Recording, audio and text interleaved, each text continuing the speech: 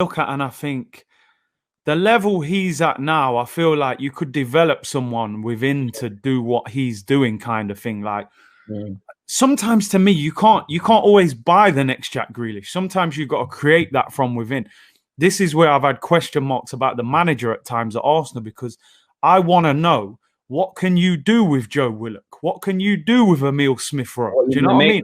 What can you make of them? These guys have got talent, bro. You know what I mean? You got to understand, like you said, Grealish is 25. He's not a teenager. You know what I mean? So these guys who are 18, 19, they've got time to develop. So Cantwell's all right. If we got him cheap, I would take him. I wouldn't be spending big money on him. I think at the moment, I'm not fully convinced by him, but he is decent. You know, he's a decent player.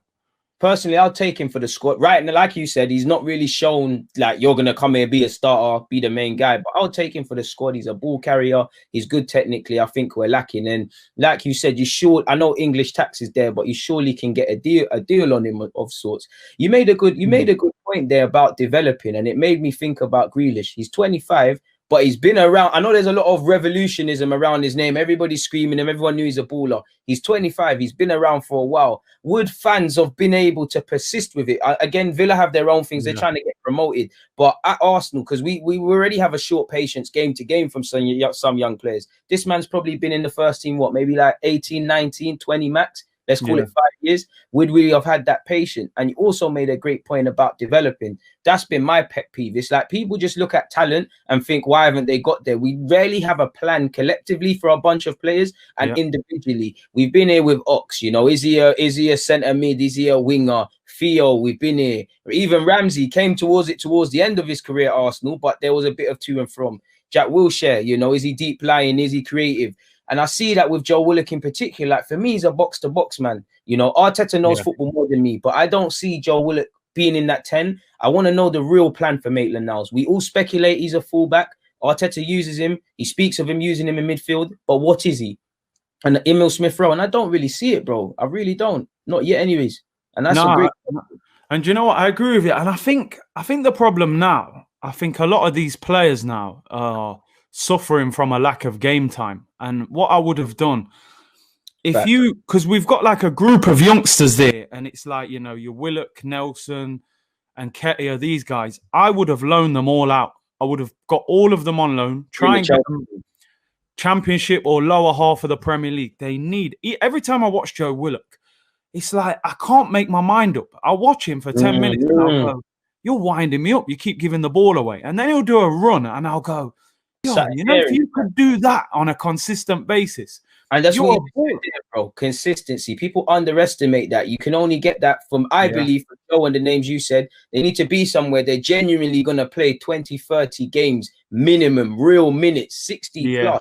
This 2 minutes and 20 and 90 in the league, I mean, in the League Cup and stuff, you're not going to develop. It's good for us to have these squad options, but that's why I think, not that they don't have to drive, but are these lot forcing the move? Because I think they back themselves, because to me and you, I would have screamed Nelson, I'll keep Nelson, but he should have went out on loan. But you've heard us say, yo, he's backed himself, this, that, and the other. Obviously, we're seeing wingers right now not excel. Do you think youngsters at our club really have the drive to go out and say, listen, I really don't care, in a healthy way, I don't care what's happening. I need to do what's best for me and go and get 20, 30. Because you look at Chelsea, way before Mount was there, he was at Vitesse and Derby. Tammy Abraham's been at a couple of clubs, you know, Reece James at Wigan. You know, it's not, that's what I always tell people when they look at our young players, it's not, when I say that we're behind or ahead, it doesn't mean on ability. They're more physically ready because they've been exposed. Ours are coming out of an academy environment. Ours are very technical. They're not necessarily, not even in terms of stature, but the strongest. So do you think we should force it a bit more in terms of loans? Or they should bet?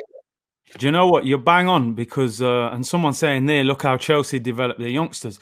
Chelsea have that plan in place that if you're a young player with talent, there is the loan move. You're going to go on loan. You're going to learn men's football. You're going to get physically stronger.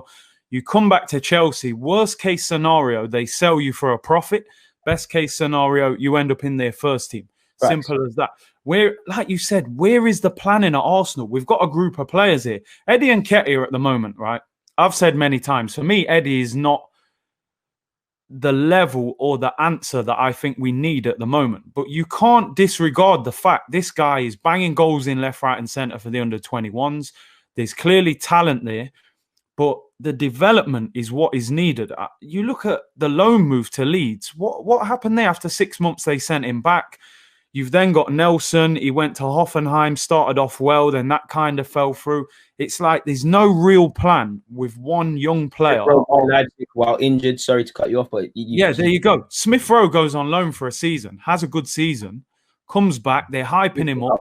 He can't get a kick. I know he's had a few injuries, and now they're saying we're going to loan him out in January. It's like, I think he's going on loan in Jan. I wouldn't be wrong because it's selfish, but I think he needs to. You need to go back to the Championship, or you need to go to like a Fulham. He was in a dog race for Huddersfield to stay in the league last year. Go Fulham, go and because the higher league you play, the more questions you answer in it. If we play the Championship, the very valid question is, can you do it in the Prem? And then it's, can you do it week in, week out? You mentioned consistency with Joe as well. And that's my one pet peeve in his game, really. At times, he looks a bit lost. And I can't really blame him because shout out to Arteta, he's probably telling him off the field. But on it, it don't really look like there's any leaders. And it just it looks like everybody's told out there to go out there and do whatever they're wanting to do. You know, Saka seems to be getting, I wouldn't say coached, but when Luiz plays and Xhaka plays, he talks quite a lot to them. But it just feels like they're left to their own devices at this club. Do you know what? I mean, people have spoke about it before, bro, but that comfortable feeling at Arsenal, that's what it just screams out to me with the young players. You get your pro contract, 3 or 4 years, you play the odd game, bit of Europa League. It just looks comfortable. You feel like you channel, do all them silly games and that. Do you know what I mean? Like, if you're at Chelsea, you feel like, yo, this is cutthroat. Look at the amount of players that Chelsea have got out on loan. They've got a process. We're going to cherry pick all the best youngsters. They're going on loan all over the world. We bring them back and let's see where you're at. You're getting sold because you're not good enough, but that club likes you. We'll get 10 million for you. We probably paid $1 million for you. Arsenal do not have that planning. Liverpool got 25 million for Ryan Brewster. The guy had hardly kicked a ball for the first team. Most of his hype came from what he did for England at youth level. Eddie Nketiah is the top goal scorer for England under 21s now. And could we get 25 million genuinely? No, we wouldn't. We wouldn't. Arsenal wouldn't. If Eddie probably played for Liverpool, they'd probably get 30 million for him. But we probably get $5 million in a handshake, man. You know what I mean? Do you know what I mean? Another good player on a loan spell, permanent basis, another pensioner from that deal and whatnot.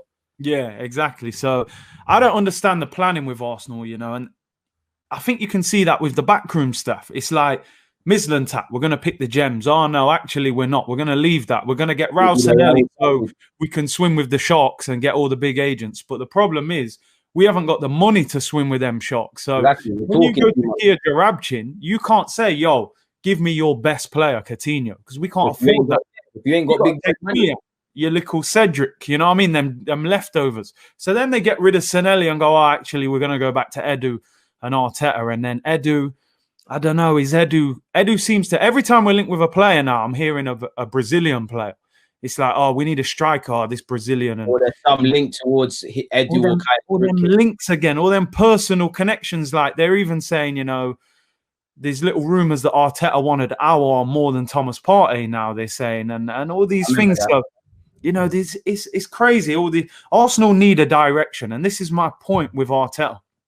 Me as a fan, if we were struggling this season as we're doing at the moment, 4 defeats out of 8, I can have the patience if I see the direction you're trying to go. Everyone keeps saying that sentence. That's how I try articulating all my vids. You've done it for me, bro. Do you know what I mean, bro?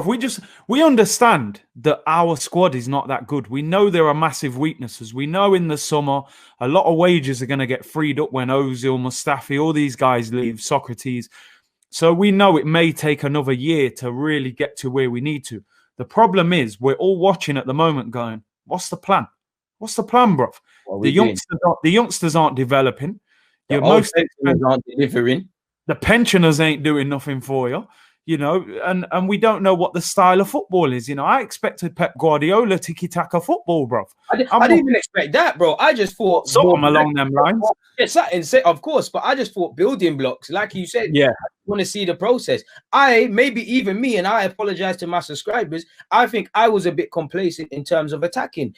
That's the one thing that got me. Arteta spoke of how we're not levels right now, but I'm going to move to that. And like we said in our last one, the priority was to pattern up defensively. So I thought it was a given. It's like, you know what, we're dead. We need to try and salvage the league. defense is priority. When Arteta gets other man, because what you're showing me defensively with the crap tools you have there, when you get better attacking tools, it's going to be wavy. And it's like, since he's been given more players, as much as I like him, he's been more reluctant. And to a degree, as much as I'm not bashing him, but questioning it, like Emre, there has to be something these players that is concerning them. And like you said, with the whole Aouar thing, you know, it probably was. It just what come down to it. Partey's got a release clause. Aouar hasn't. You know, you have to, like, you know, you have to force the issue if we want to bring Aouar to this club. Partey, 45 million. If Arsenal don't do it, someone else is. And we kind of got lucky in that regards. Both are of importance. Both should have come in. And that's where I'm looking at Edu. Could he have went, all right, cool. You know what? We're going to go with Partey, but I'm going to bring you someone that might not be Aouar, but he's wavy like that, or we can use him. If Arteta now says, you know what? If I cannot have Aouar or nobody, it's Aouar or nobody. That's when we look at Arteta, and we keep saying, you know, you frozen out Ozil, the coaching and the recruitment. I'm not going to say I'm concerned, but I'm concerned for Edu because I don't know his true level of experience. But in terms of recruitment, technical director, I'm seeing someone that I don't necessarily know as the most knowledgeable at this going into it, and he's getting rid of a lot of people, which on one hand is smart, but on the other hand, are you setting yourself up to do more and more failures? When anyone starts a new job, bro, as you know, there's stuff you don't know sort of thing.